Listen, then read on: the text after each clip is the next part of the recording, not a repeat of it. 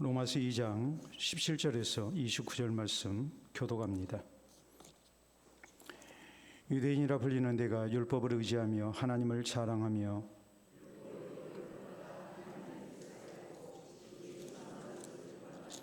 맹인의 길을 인도하는 자여 어둠에 있는 자의 빛이여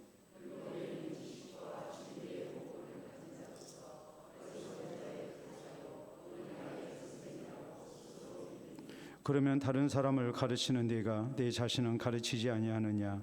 도둑질하지 말라 선포하는 네가 도둑질하느냐?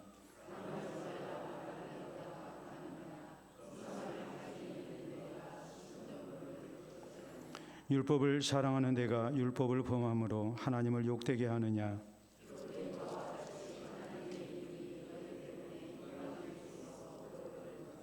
네가 율법을 행하면 할례가 유익하냐? 만일 율법을 범하면 내 할례는 무할례가 되느니라.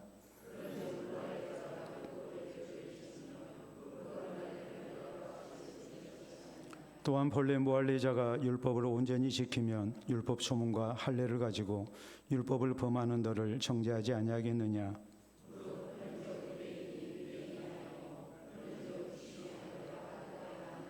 오직 이면적 유대인이 유대인이며 할례는 마음의 할지니 영에 있고 율법 소문에 있지 아니한 것이라. 그 칭찬이 사람에게서가 아니요 다만 하나님에게서니라. 아멘. 오늘 로마서 강의 7번째 시간입니다. 우리가 쓰는 말 가운데 빛 좋은 게살구가 있죠. 게살구 여러분 보셨습니까? 게살구가 모양은 참 예쁘고 또 우리가 소위 말하는 때깔이 아주 곱다고 그래요. 그래서 먹으면 맛있을 것 같은데 맛있을까요? 없을까요? 없어요. 그러니까 게자가 붙은 거예요. 게살구라고 이렇게 얘기를 하죠. 빛 좋은 게살구라는 것은 겉모습은 그럴듯한데 속은 볼 곳이 없다는 것. 많은 기대를 했는데 그 기대를 충족시키지 못하는 그런 모습. 이것을 빛 좋은 게살구다. 우리가 이렇게 얘기를 하죠. 이와 비슷한 속담을 우리가 얘기하자면 소문난 잔치에 먹을 것 없다라 이렇게 얘기를 하기도 하고요. 또 사자성어로 우리가 표현을 하면 유명무실, 이름은 있는데 실제적으로는 거기에 합당한 열매가 없다. 또 허명무실이라는 말을 쓰기도 합니다. 이름 자체가 헛될 정도로 이렇게 열매가 없는 모습, 이런 것들을 이제 뜻하는 속담이나 사자성어, 이게 이제 빛 좋은 게살구 혹은 소문난 잔치에 먹을 것 없다. 또 유명무실, 허명무실 이런 식으로 표현을 하고 또 그 외에도 이와 비슷한 그런 속담이나 또 사자성어가 또 많이 있기도 합니다. 그 이유가 뭐겠습니까? 이런 일이 드물기 때문에 그러는 것이 아니고 흔하기 때문에 그러는 거예요. 그래서 우리에게 경각심을 주는 거예요. 혹시라도 빛 좋은 게살구 같은 그런 사람 돼서는 안 된다. 또 우리의 공동체가 이렇게 소문난 잔치에 먹을 것이 없는 모습이 돼서도 안 된다. 유명무실해도 안 되고 허명무실해도 안 된다. 이것을 우리에게 말씀을 하는 것이죠. 우리가 지난 시간에 살폈던 말씀, 그 말씀의 중요한 것은 하나님의 공의의 심판에 대한 내용이었습니다. 하나님의 심판의 대상이 누군가, 또 하나님의 심판의 기준이 무엇인가, 또 하나님이 우리에게 새롭게 주신 심판의 기준, 예수 그리스도의 복음에 대한 그런 내용이었습니다. 자, 하나님의 심판의 대상은 이방인들만, 헬라인만 이렇게 심판의 대상이 아니고 유대인들도 하나님의 심판의 대상이다라는 것을 말씀을 하셨죠. 하나님의 심판의 기준은 율법이 있는 자에게는 율법이 심판의 기준이 됩니다. 율법이 없는 사람에게는 양심의 법을 따라서 하나님의 심판을 하십니다. 그러면 유대인도 심판의 대상이고 또 하나님을 믿지 아니하는 이방인들, 비신자들도 이제 심판의 대상이 되는 겁니다. 믿든지 믿지 아니하든지 모든 인생은 하나님 앞에 심판의 대상이 됩니다. 하나님의 말씀대로 살았는가? 이것이 굉장히 중요하죠. 그런데 우리가 율법 앞에 완전한 사람이 없습니다. 또 우리는 우리의 양심대로 우리가 사는 사람 별로 없습니다. 못 살죠. 우리 양심 자체가 비뚤어져 있고 또 양심의 소리를 듣지 아니하고 우리가 그것을 배반하는 그런 경우도 분명히 있습니다. 그렇기 때문에 모든 인생은 하나님 앞에 죄인인 겁니다. 우리 하나님께서 분명히 말씀하셨듯이 율법이 우리에게 주어진 것은 우리가 하나님 앞에 죄인인 것을 알게 하시기 위해서, 그래서 죄인된 나의 모습을 알고 하나님께서 우리에게 나타내신 새로운 심판의 기준이 있는데, 그 심판의 기준은 율법이든지 양심을 따라서든지 모두에게 필요한 심판의 기준은 무엇인가? 하나님이 물으시는 심판의 기준은 무엇인가? 그것은 예수 그리스도를 구주로 믿었느냐, 믿지 아니했느냐, 여기에 달려있다고 했습니다. 그러니까 우리가 그리스도인으로서 바르게 사는 것 굉장히 필요하죠. 또 진실되게 예수님을 구주로 믿는 것 당연히 그렇게 해야 되겠죠. 또 우리가 비신자들보다 더 나은 모습으로 살아야 된다는 것, 이것 또한 우리에게 당연한 일이지 않겠습니까? 그래서 오늘 성경 말씀은 유대인의 이런 죄악들을 구체적으로 지적을 하고 있는 거예요. 다시 말하자면 유대인들이 유대인이라고 자랑을 하는데, 저희가 잘못된 선민의식 속에서, 또 우월의식 속에서, 그리고 영적인 교만 속에서 저희가 자기들은 당연히 구원받을 사람이고 하나님 앞에 합당하게 또 하나님의 사랑의 대상이라고 착각을 하고 있었단 말이에요. 그러면서 이방인들을 정죄하는 거예요. 지옥 갈 사람이라고, 하나님의 구원을 받지 못할 사람이라고 이렇게 비판하는 거예요. 여기에 대해서 하나님은 이런 잘못된 영적 교만이 있어서는 안 된다. 너희도 하나님의 심판의 기준 앞에 분명히 심판의 대상이 되는 죄인일 뿐이다. 이것을 하나님께서는 강조를 하신 거예요. 그런데 저희는 여전히 이런 잘못된 선민의식 속에서, 영적 교만 속에서 이렇게 있는 겁니다. 하나님이 저희를 참아주고 계십니다. 저희에게 기회를 주십니다. 그런데 그 기회를 허송세월하고 있는 거예요. 그리고 여전히 우리는 마땅히 구원받을 선민들이다. 우리는 하나님의 율법을 따라서 바르게 살고 있다. 저 율법 없는 자들, 저들이 저주의 백성이다. 이러면서 비판하고 정죄하고 하면서 자기를 돌아보지를 못하고 있는 겁니다. 그렇기 때문에 이들은 어찌 보면 하나님 보실 때 빛 좋은 개살구예요.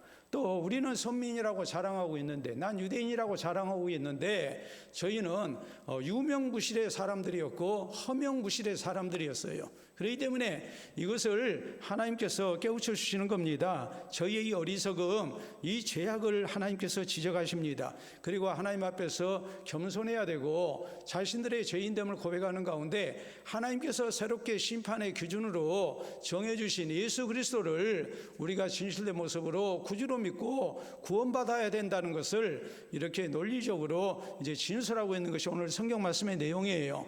근데 이것이 유대인에게만 해당되는 게 아니죠. 우리가 오늘 그리하지 않습니까? 우리가 기독교인이라고 어디 가서 말하기도 참 부끄럽고, 우리가 말 그대로 빛 좋은 개살구가 돼 있잖아요. 또 소문난 잔치에 먹을 것이 없다고 교회가 세상 가운데서 정말 아름다운 모습을 드러내는가, 이것도 정말 우리가 자신 있게 얘기할 수 없는 너무나도 부끄러운 그런 모습이잖아요. 여러분 어제 여러분 뉴스 다 보셨겠습니다만은, 대한민국 기독교를 대표한다고 이렇게 지금까지 그 나서기 좋아했던 사람들, 소위 말하는 김장환, 또 서울 순복음교회, 여의도의 순복음교회의 이영훈, 이런 사람들이 이 검찰로부터 이제 압수수색을 당하잖아요. 특검으로부터. 얼마나 부끄러운 일이에요. 그래 당회장실이 그렇게 압수수색이 들어가고, 이게 얼마나 부끄러운 일입니까?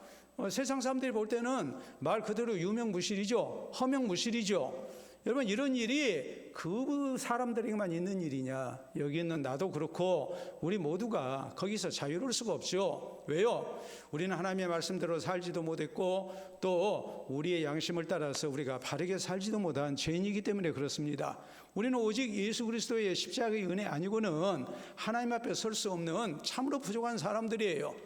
그러나 세상 사람들이 볼 때는 우리는 유명무실한 사람들이고 허명무실의 사람들이고 교회입니다.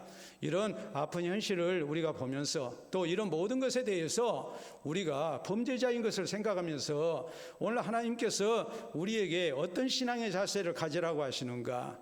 왜 하나님의 백성이라는 이름은 있는데 저희가 하나님 앞에 죄인이 될 수밖에 없는가? 이것을 우리가 밝히 알고 우리에게 앞으로는 이런 모습이 있지 않도록, 또 이런 모습이 최소화될 수 있도록 우리가 하나님 앞에 바른 신앙생활을 다시 한번 다짐하는 그런 은혜를 허락받도록 해야 됩니다.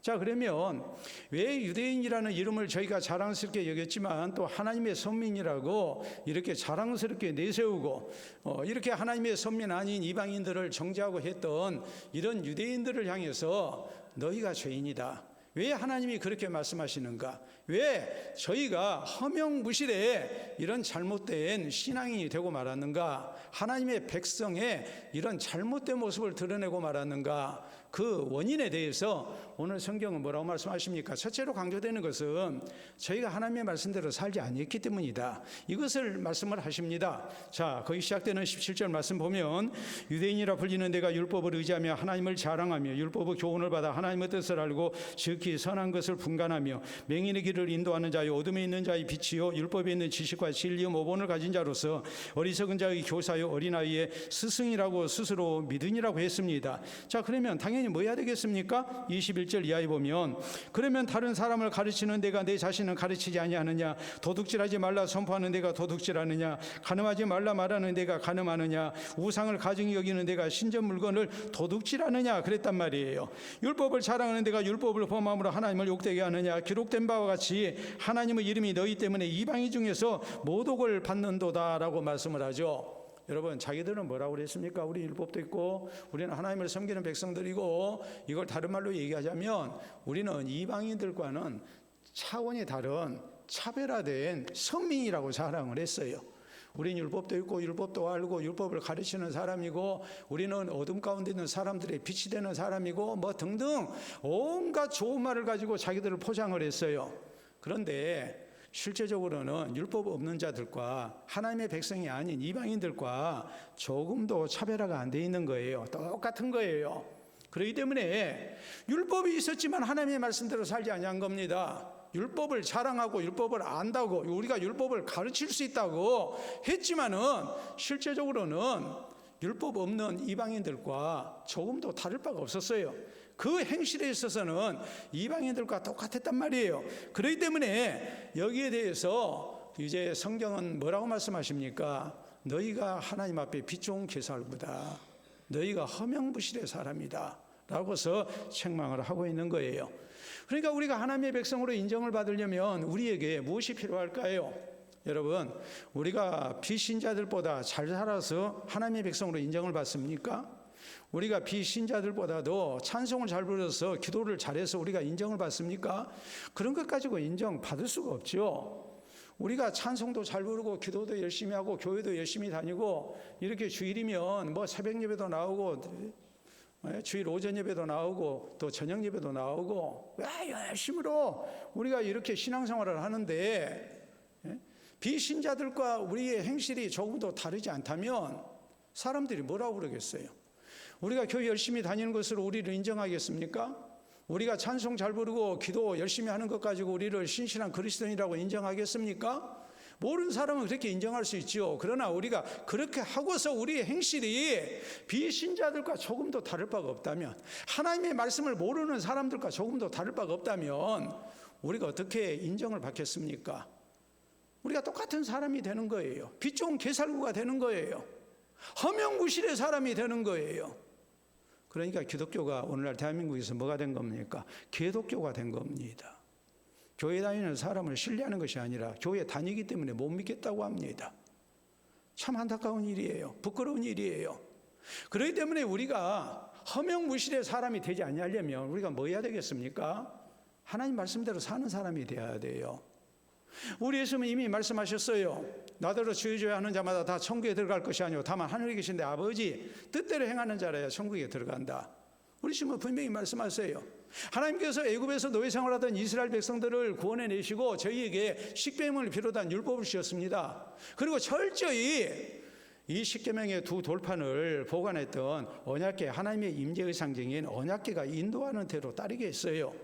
이것은 뭐냐면 철저하게 구원받은 하나님의 백성은 하나님의 말씀대로 살아야 된다는 것을 강조하신 거예요. 우리 예수님께서 두 아들 비유에 대해서 들으셨습니다. 자, 어떤 사람에게 두 아들이 있는데 아들들에게 얘기했습니다. 자, 큰놈에게 먼저 얘기했습니다. 큰아들에게 너 오늘 포도원에 가서 일 좀 해라. 그랬더니 큰아들이 예 알겠습니다 하고 포도원에 가서 일했어요? 안 했어요? 안 했어요. 작은 아들에게 너 포도원에 가서 일해라 그러니까 나 싫습니다. 왜 내가 자꾸 이 대학교 때 일해야 돼요? 싫어요. 그리고서 안 한다고 그랬어요. 근데 돌아가다가 생각하니까 내가 아버지 말씀에 순종해야 되는데 내가 잘못했구나. 내가 패역했구나. 그리고 뉘우치고 어디로 갔어요? 포도원으로 갔어요. 둘 중에 누가 진짜 아버지 아들입니까? 순종하는 아들이죠. 우리 예수님이 이것을 통해서 행함 있는 이 순종의 모습이 얼마나 중요한가라는 것을 말씀하셨어요. 우리가 그렇잖아요. 자식에게 뭐라고 얘기했더니 할게요, 공부할게요. 그냥 열심히 그냥 시험이 내일 모레인데 열심히 그냥 전자오락에 빠져가지고 게임기 붙들고 있습니다. 그러면 뭐라고 얘기합니까? 공부해야지. 그랬더니 할게요. 나 딱 1시간만 하고 할게요. 1시간 지나고 나서 봤더니 계속 하고 있는 거. 그럼 뭐라고 그럽니까? 너 왜 엄마 말 안 듣냐? 그래요. 예? 한다고 했으면 해야 되는데 왜 엄마 말 안 듣냐? 저희 그랬습니다. 학생 때 학생이 좀 이렇게 탈선하는 모습을 보이고 잘못하면 어른들이 뭐라고 그랬습니까? 학생이 그러면 안 된다고 그랬어요. 학생이 그러면 안 된다고. 배운 사람이 그러면 안 된다고 그랬어요. 이 말의 의미는 배운 사람이라면 못 배운 사람과는 차이가 있어야 된다는 얘기예요. 근데 배운 사람이 못 배운 사람만 더 못하면 또 못 배운 사람과 똑같다면 인정 못 받죠. 내가 공부한다는 것이 부끄럽죠. 그렇지 않습니까? 성경 야고보서는 우리에게 행함 있는 믿음을 강조합니다. 행함이 없으면 내 믿음을 증명할 수가 없다. 여러분, 하나님의 백성은 율법이 있기 때문에 하나님의 백성을 인정받는 게 아니에요. 율법을 잘 알기 때문에, 하나님의 말씀을 잘 알기 때문에 인정받을 수 있는 게 아니에요. 하나님의 말씀을 내가 많이 암송하고 가르칠 수 있기 때문에 인정받는 것도 아니에요. 하나님의 백성은 오직 뭐로 인정받아야 됩니까? 하나님 말씀대로 사는 것으로 인정받아야 돼요. 이게 비신자들과 차이가 있어야 돼요. 이것이 진짜 하나님을 경외하는 사람이고 정말로 하나님의 말씀을 아는 사람이고 이런 모습으로 우리가 살게 될 때에 빛 좋은 개살구가 아닌 정말 그리스도인다운 그리스도인으로 우리가 인정받을 수 있다는 것 우리가 잊지 마시기를 바랍니다. 두 번째, 유대인들이 왜 허명무실의 사람이 됐는가? 유대인이라고 하나님의 선민이라고 자랑하고 굉장한 자부심을 가지고 있었던 사람들인데 하나님은 너희가 똑같은 사람이다. 왜 이런 말씀을 하나님이 하시고 있는가? 거기에 대해서 저희는 육체의 할례를 내세웠기 때문이라고 말씀을 하세요. 자, 거기 25절 이하 말씀 보도록 합니다. 네가 율법을 행하면 할례가 유익하냐? 만일 할례가 유익하나 만일 율법을 범하면 네 할례는 무할례가 되느니라. 그런즉 무할례자가 율법의 규례를 지키면 그 무할례를 할례와 같이 여길 것이 아니냐. 또한 본래 무할례자가 율법을 온전히 지키면 율법 조문과 할례를 가지고 율법을 범하는 너를 정죄하지 아니하겠느냐라고 이렇게 말씀을 하시죠.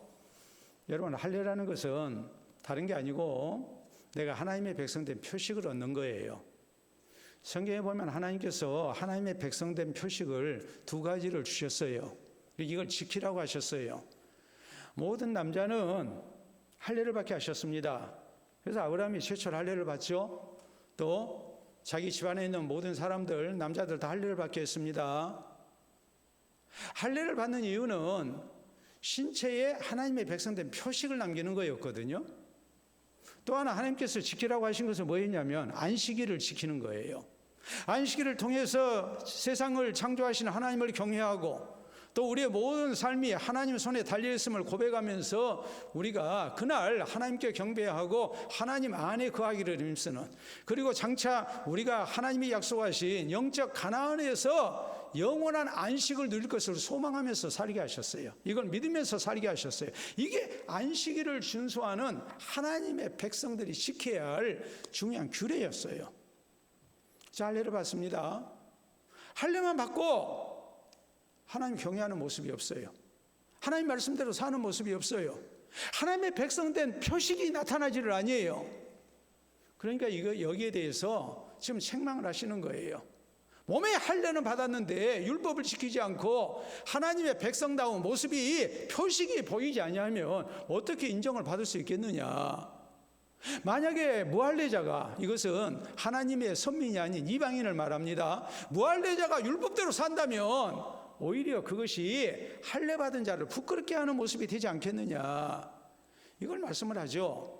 그래서 이어지는 말씀 우리가 보도록 합니다. 거기 28절 이하에 있는 말씀을 보면, 무릇 표면적 유대인이 유대인이 아니요 표면적 육신의 할례가 할례가 아니니라. 오직 이면적 유대인이 유대인이며 할례는 마음에 할지니 영에 있고 율법 조문에 있지 아니한 것이라 라고 말씀을 하십니다. 여러분, 할례를 어디다 해야 되느냐? 표면적 유대인이 유대인이 아니다. 표면적 유대인이라는 것은 겉모습은 그럴듯한데 이면적으로는 그 뒤를 보면, 그 속을 보면 하나님의 백성다운 모습이 없는 거예요. 그러니까 겉모습은 그럴듯하겠지만 이건 다 가짜다. 이건 진짜 하나님의 백성의 모습이 아니다. 이걸 지금 지적을 하고 계시는 겁니다. 할례를 받았지만 율법을 지키지 아니하면 그 할례는 아무 소용이 없는 것이다. 오히려 율법을 지키는 무할례자에게 우리가 정죄를 당하게 되어 있다. 그러니까 할례의 목적대로 살아야 된다는 말이에요. 할례를 통해서 내가 하나님 앞에 죄인인 것을 고백하고 이제는 온전히 하나님의 백성으로 성별된 모습으로 살 것을 서해가는 것이 할례를 받는 건데, 육체의 할례, 이 표식을 얻은 걸로 해서 난 하나님의 백성이다 자랑하고 있는 거예요. 자, 신약시대에, 이 구약시대에 피 있는 할례가 신약시대에 피 없는 할례로 바뀌었습니다. 예수 그리스도가 십자가에서 죄인된 나를 위해 피를 다 흘리시고 구원해 주심으로 이제는 우리가 피 없는 할례를 받습니다. 그게 뭡니까? 세례죠. 세례는 피 없는 할례예요. 신약의 할례예요. 내가 세례교인이라고 자랑을 하는데 실제적으로는 세례교인처럼 살지 아니한다면 그 세례가 무슨 의미가 있냐는 거예요. 그렇기 때문에 진정한 할례는 무엇인가? 성경은 우리 마음에 받는 할례라고 말씀을 해요. 표면적 유대인이 유대인이 아니라 이면적 유대인이 유대인이다. 우리 속 사람이 하나님 앞에 바로 돼야 된다. 겉모습만 꾸미는 신앙생활이 아니라 내 속 사람이 신실되게 하나님 앞에 바로 서는 모습을 우리가 가져야 된다. 이걸 말씀을 하고 있는 거예요. 예레미야서 9장 26절에 보면 이방인은 육체의 할례를 받지 아니했는데 이스라엘은 마음의 할례를 받지 아니했다고 하나님이 탄식하십니다. 육체는 할례를 받았어요. 그리고 할례 받지 아니한, 육체의 할례를 받지 아니한 이방인들을 조롱하고 멸시했어요. 하나님의 백성 아니라고 했어요. 그런데 하나님이 원하시는 것은 육체의 할례뿐만이 아니라 그 마음의 할례를 원하신 거예요. 마음의 할례는 받지 아니했단 말이에요. 이방인들은 육체의 할례를 받지 아니하고 이스라엘은 마음의 할례를 받지 아니하였도다. 얼마나 안타까운 일입니까?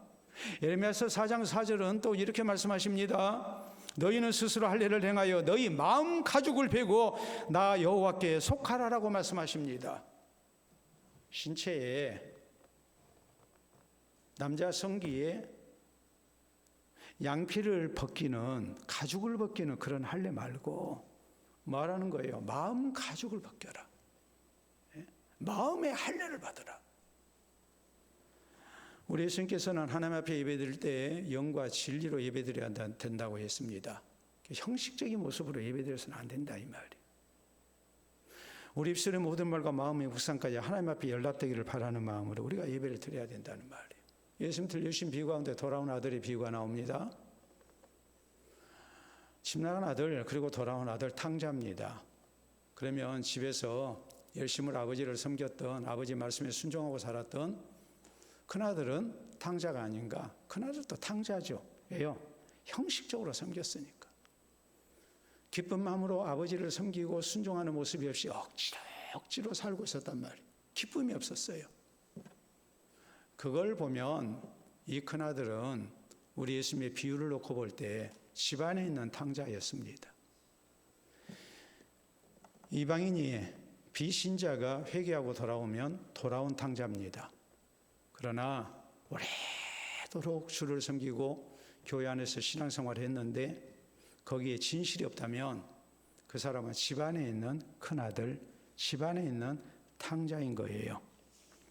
여러분, 우리가 사진 한번 보도록 하겠습니다. 여러분 사진을 보시게 되면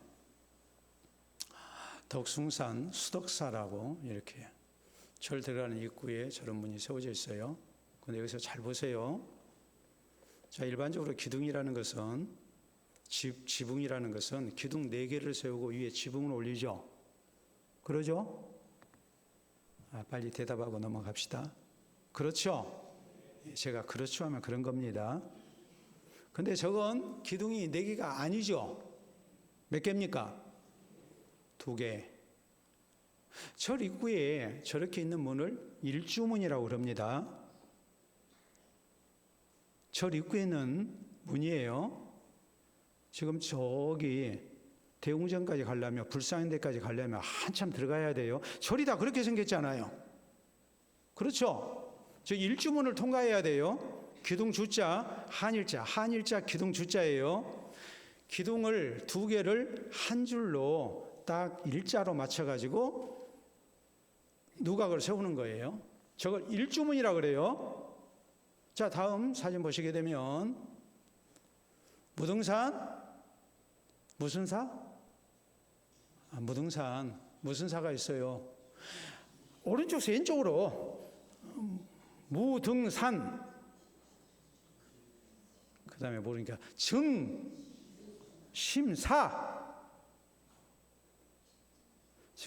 들어가는 입구도 저기 일주문이 있어요.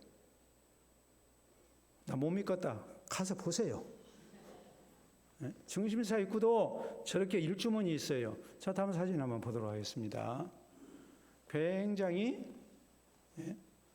큰 사찰 같아요. 근데 저기도 뭐가 있느냐? 일주문이에요. 기둥 4개가 일렬로 서 있는 거예요. 4개 사각형으로 있지 않고 일렬로 서 있는 거예요. 일주문이 왜 일주문이냐?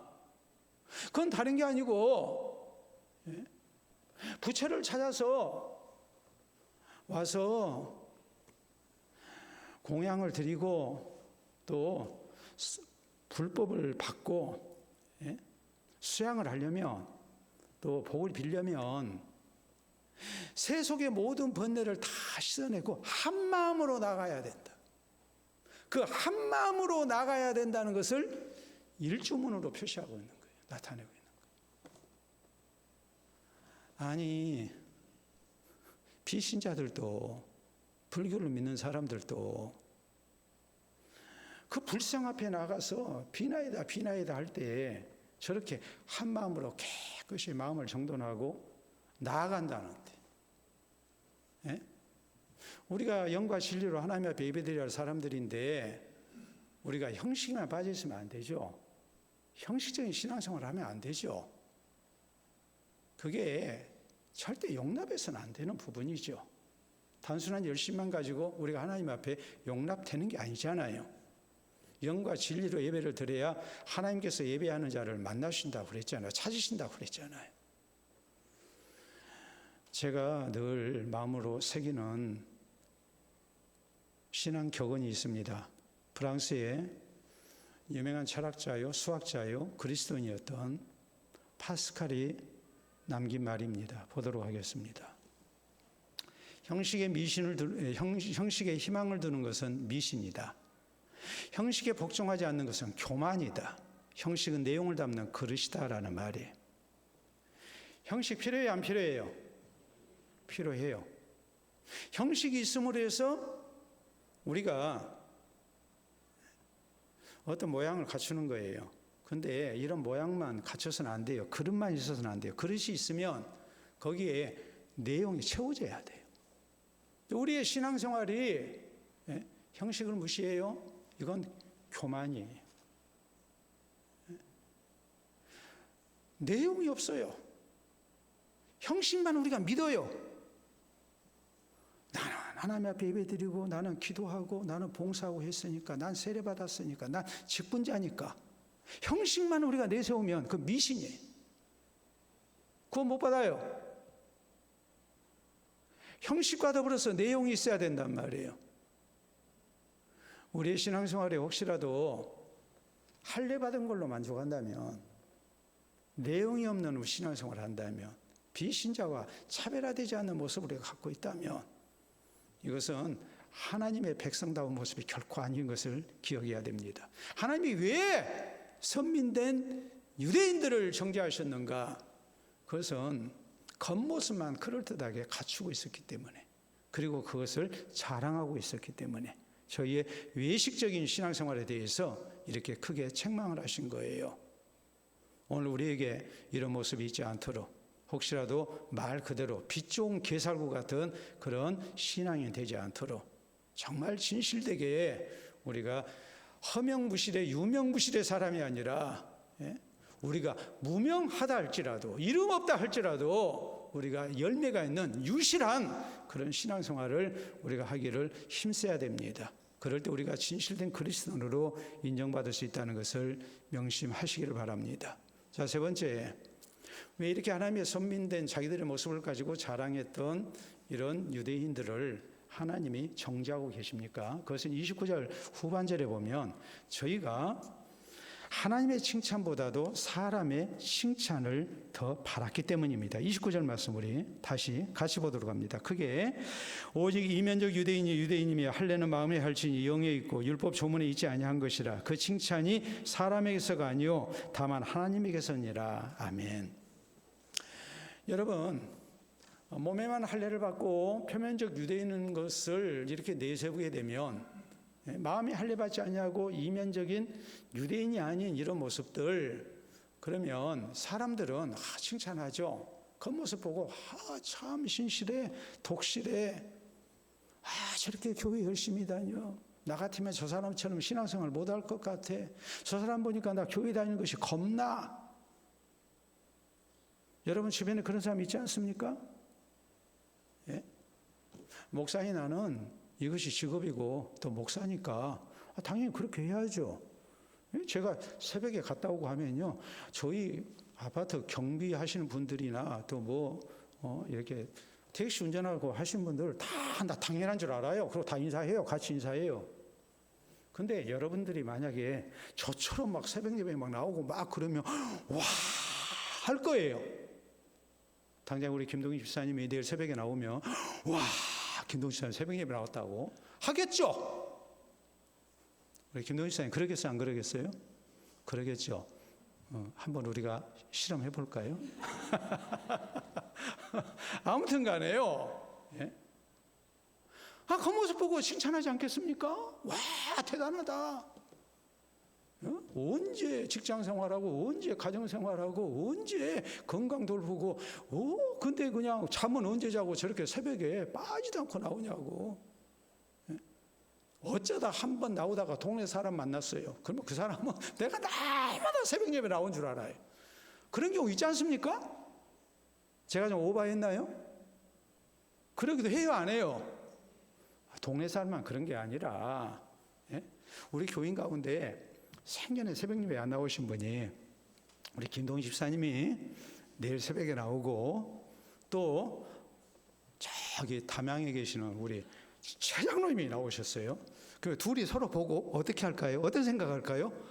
와, 강진까지 출근해야 할 우리 집사님이 새벽에 나왔다고. 집에 가서 틀림없이 얘기하실 거예요. 우리 김 집사님은 집에 가서 뭐라고 그러겠어요? 와, 최 장로님이 담양에서 새벽 예배로 나오셨다고. 내가 오늘 처음 나갔는데 최 장로님이 날마다 나오신 것 같다고.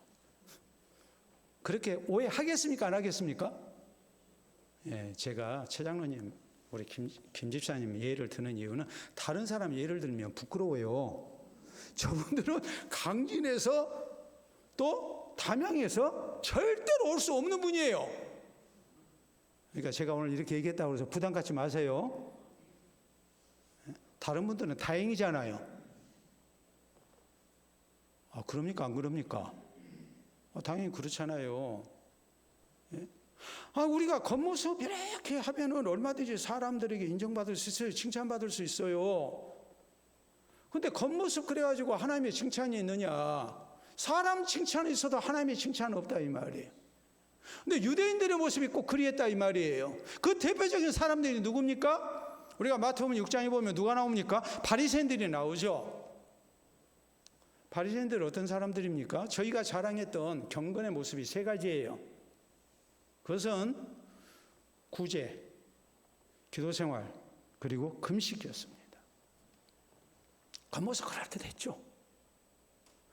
말 그대로 바리새인들, 파리사이스, 성별된 사람들, 경건을 자랑합니다. 나팔 불고 구제합니다. 기도 시간이 되면 사람 많은 데 가가지고 큰 소리로 기도합니다. 예? 그 시간만 되면 나타나가지고 기도하는 거예요. 일주일에 2번씩 금식합니다. 금식할 때는 얼굴도 씻지 않고 아주 초췌한 모습으로 머리도 풀어헤치고 하면서 나는 이렇게 열심히 하나님 앞에 금식합니다 하며 자랑했어요. 사람들은 칭찬했어요. 그래, 나 바리새인 될 수 있는 거 아니야. 저 사람들은 우리하고 아주 차원이 다른 사람이야. 이 나라 우리 민족을 위해서 저렇게 하나님 앞에 열심히 기도하고 하나님 말씀대로 사는 가운데 이 나라를 지키는 사람들이야. 우리가 하나님의 자비와 긍휼을 받는다면 저 바리새인들 때문이야 라고 생각할 정도로 사람들에게 칭찬 들었습니다. 그런데 저희에게는 진실이 없었어요. 그러니까 예수님은 인정 안 하신 거예요. 표면적 유대인이었지 이면적 유대인이 아니었어요. 육체의 할례는 받았지만 마음의 가죽은 배제를 못했어요. 그래서 예수님 앞에 책망을 듣고 급기야는 저주를 받지 않습니까? 고린도서 4장에 사도 바울은 이런 말씀을 합니다. 다른 사람이 나를 비판하는 건 난 그렇게 크게 생각하지 않는다. 그렇다고 해서 내 양심이 깨끗하다고 해서 내가 내 양심을 내세우지도 않는다. 나를 판단하시는 내가 제일 중요하게 생각하는 판단은 누구의 판단이에요? 하나님의 판단이다. 다른 사람이 나 판단하는 것보다 내 양심이 나를 책망하지 않아야 내가 떳떳한데, 다른 사람이 나 칭찬해도 내 양심이 깨끗하지 못하면 부끄럽죠? 칭찬하는 게 부담스럽죠? 근데 내 양심이 나를 정죄하지 아니해도, 내가 떳떳해도 난 그것도 그렇게 중요하게 생각하지 아니한다. 나를 정말로 판단하시는 분은 누구냐? 누구예요? 우리 하나님이다. 하나님 앞에 하나님이 나를 인정해줘야 내가 진짜 잘한 것이다. 이 바울이 평생토록 자신에게 주어진 사명을 감당하고 죽음을 앞두고 우리가 디모데후서 4장 6절에서 8절 사이 말씀을 보면 전제와 같이 내가 벌써 부어짐이 되고 나의 떠날 시각이 가까웠도다. 내가 선한 싸움을 싸우고 나의 달려갈 길을 바치고 믿음을 지켰으니 이제 후로는 나를 위하여 의의 면류관이 예비되었으므로 주 곧 의로우신 재판장께서 그날에 내게 주실 것이요 그랬어요. 하나님의 심판을 생각하고 있는 거예요. 세상 법정에서는 내가 정죄를 당하고 내가 순교의 제물이 되어, 그러나 의로우신 재판장께서, 로마 황제 네로가 나에게 사형 선고를 내리지만 의로우신 재판장 대신 하나님께서 나에게 의의 멸관 주실 것이다. 그러면서 그는 떳떳해하고 자기 자신에 대한 자긍심을 갖고 있는 겁니다. 우리가 한번 생각해 봅시다. 여러분 자녀가 학교 졸업하고 상을 받는데 교장상을 받았습니다. 잘했죠? 교장상보다 더 좋은 상이 뭘까요? 교육감상이겠죠? 그러겠죠? 더 우리가 큰 걸 생각해야 되잖아요. 재판을 하는데 1심이 중요할까요? 2심이 중요할까요? 3심이 중요할까요? 세 번째 재판이 더 중요하죠. 제중심이 중요한 거거든요. 사람의 칭찬만을 바라고 있으면 곤란해요. 그걸로 만족해서는 안 돼요. 근데 문제는 그래 난 사람한테 칭찬 난 신경 안 써. 난 하나님 앞에 상 받으면 돼. 사람한테도 상 못 받은데 사람한테도 칭찬을 못 듣는데 무슨 하나님 앞에 칭찬을 듣겠습니까? 사람 칭찬도 우리가 받아야 해요. 비신자들에게도 교회 안에서 우리가 덕을 세우고 진실된 그리스도인으로 우리가 인정받고 칭찬도 받아야 해요. 그러나 그것만 생각해서는 안 된다 이 말이에요. 하나님의 상을, 하나님의 인정을, 하나님의 칭찬을 우리가 중요하게 생각해야 된다는 말이에요. 그래서 혹시라도 우리가 외식적인 신앙생활을 하지 않도록 하나님 앞에 우리가 진실된 그리스도인으로 인정받을 수 있도록 우리 모두 힘쓸 수 있기를 바랍니다. 나치 독일의 히틀러는 순혈주의를 자랑했습니다. 우리 민족도 순혈주의를 내세우죠. 오늘날 많이 다문화 가정이 생기고 합니다만은 그래도 우리는 단일 민족으로서 순혈주의를 내세워요. 그래서 월드컵에 나간 거 보면 팀을 구성했는데 아시아 팀에 막 아프리카 인종이 들어가 있고 막 백인이 들어가 있고 막 그래요. 우리나라는 아직 그러진 않아요. 그렇죠? 예?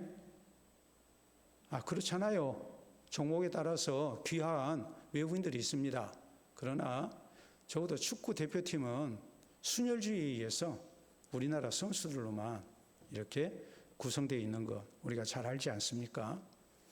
근데 히틀러가 순혈주의를 내세워가지고 어떤 것을 내세우냐면 아리안족이 완전한 인간이다. 가장 고상한 문명인이다 라고 주장을 했습니다. 아리안이라는 말은 고귀하다, 훌륭하다라는 뜻이에요. 아리안족은 인도에서 유럽으로 이주한 민족을 얘기합니다. 그런데 실제적으로 히틀러가 속해 있는 게르만 민족은 아리안족과는 아무 상관이 없어요. 그런데 게르만 민족의 우월성을 합리화하기 위해서 자기들이 아리안족이라고 한 거예요. 그래서 뭐라고 그랬느냐? 유럽에 아리안족들이 많이 있지만 독일 민족이 순수한 아리안이다 그랬어요. 그리고 소련과 전쟁을 할 때도 그 명분이 뭐였냐면 저열한 슬라브인에게 빼앗긴 아리안족의 고향을 되찾기 위해서 우리는 소련을 공격한다라고 내세웠어요. 더 극악스러운 것은 뭐였습니까?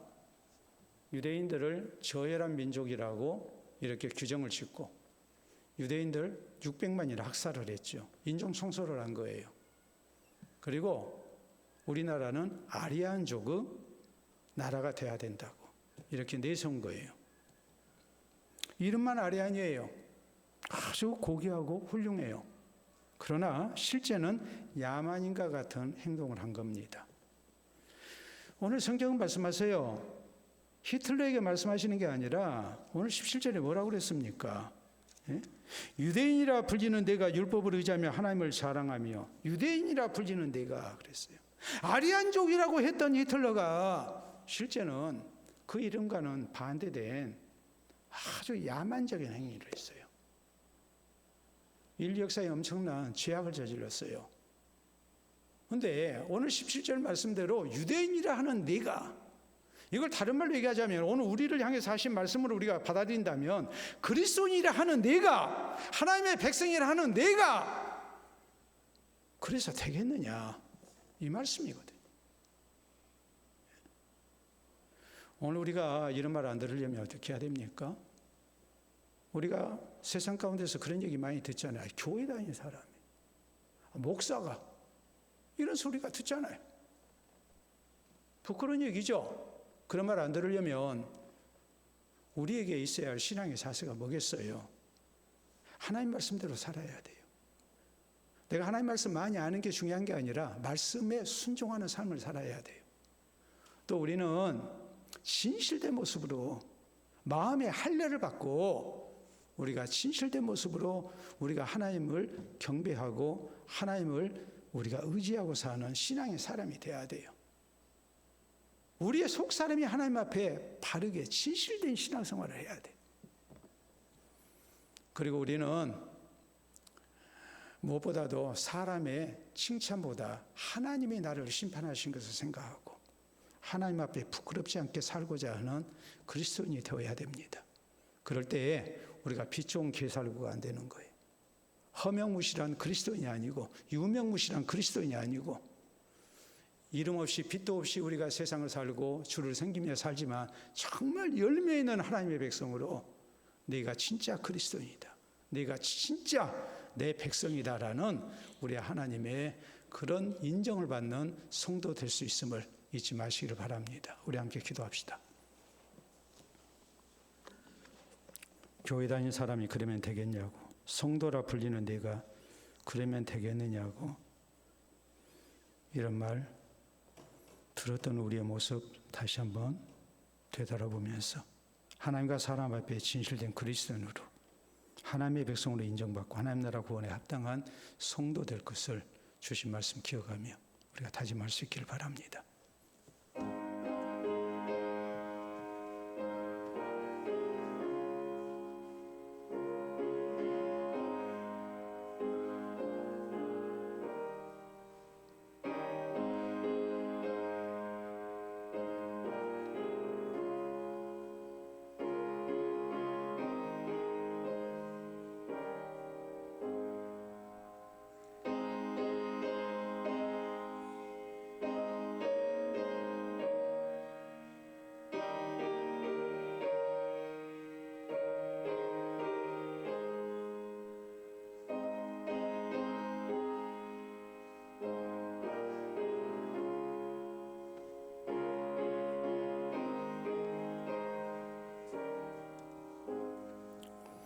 사랑과 은혜가 풍성하신 아버지, 긍휼이 풍성하신 아버지 은혜를 감사합니다.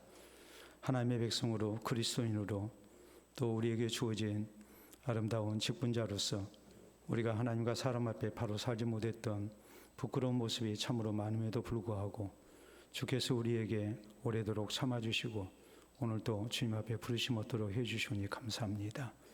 그리스도인이라 일컫는 우리가 하나님과 사람 앞에 바로 살지 못하여 부끄러움을 무릅쓰고 이 시간도 주님을 우러러보며 주의 말씀을 받습니다. 이제 신실한 그리스도인으로 우리가 인정받기를 원합니다.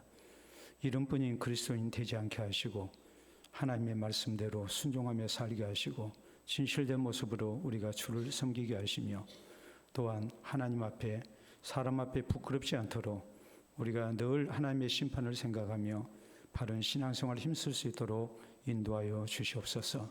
그래서 세상 가운데서도 교회 안에서도 어디에서든지 신실한 그리스도인으로 하나님의 백성으로 인정받게 하시고 주님께서 기뻐 받아주시는 구원의 백성 모두 될 수 있도록 주님 인도하여 주시옵소서.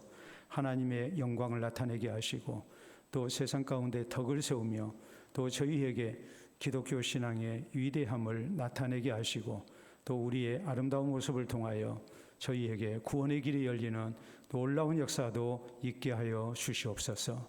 감사하고 예수님 이름으로 기도하옵나이다. 아멘.